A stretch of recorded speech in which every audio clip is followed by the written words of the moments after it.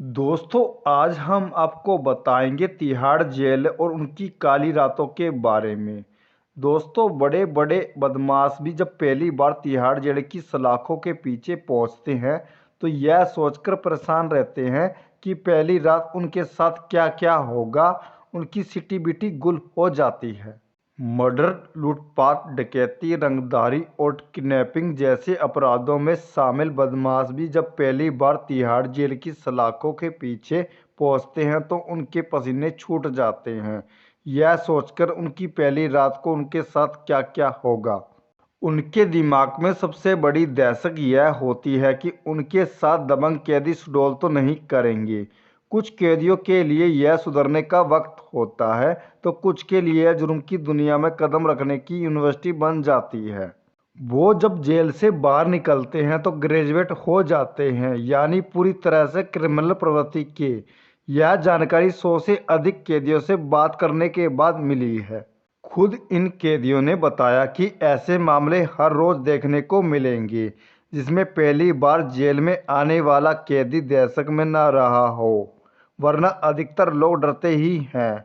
उन्होंने बताया जब उन्हें पहली बार जेल में लाया जा रहा था तो उनके मन में तरह तरह के सवाल उठ रहे थे।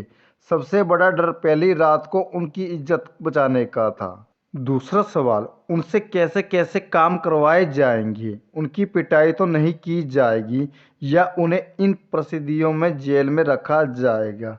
हाल में यह था कि डर के कारण उनमें से ज़्यादातर कैदियों का बीपी डाउन हो जाता था।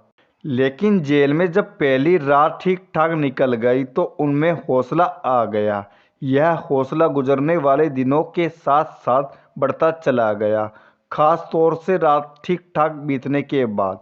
सर्दी में यह बात सामने आई कि जेल में पहली बार आने वाले कुछ कैदियों के साथ पहली उनके बाद आने वाली रातों में गंदा काम किया जाता था।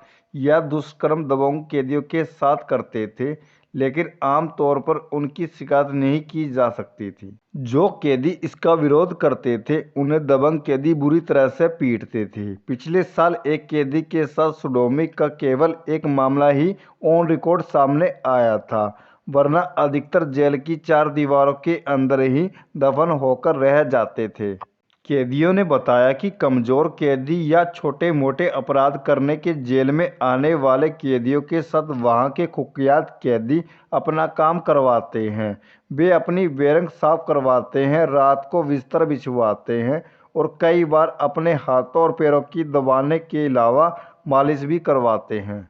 यह सब समझौते की तरह होता है। बदले में दबंग कैदी कमजोर कैदियों को अपनी सुरक्षा का कवच देते हैं। यानी जेल में किसी कमजोर कैदी के बारे में यह पता है कि यह फलाना दबंग कैदी का चेला है तो फिर उसे अन्य कैदी उसे टच तक नहीं करते हैं, वरना कैदियों से भी अंदर वसूली होती है। कमज़ोर कैदियों से वहाँ के जाले तक भी साफ करवाए जाते हैं।